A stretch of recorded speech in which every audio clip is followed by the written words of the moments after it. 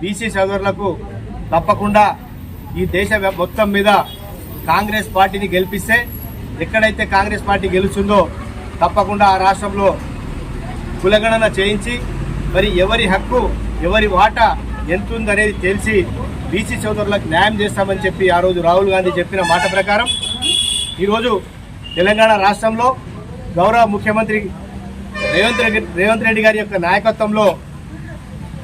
BC కులగణన చేసి బీసీల యొక్క వాటా ఎంత ఉందనేది తేల్చి చెప్పి దాన్ని అసెంబ్లీలో బిల్ పాస్ చేసి కేంద్ర ప్రభుత్వానికి పంపించడం జరిగింది. ఆ పంపించడంతో కాకుండా ఆ రోజు రాహుల్ గాంధీ మాటను నిలబెట్టుకుంటూ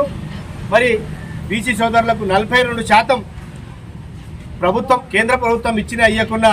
మా పార్టీ తరఫు నుంచి మేము తప్పకుండా 42% బీసీ సోదరులకు రిజర్వేషన్ కల్పిస్తామని చెప్పి కూడా గౌరవ ముఖ్యమంత్రి గారు చెప్పడం చాలా గర్వకారణం.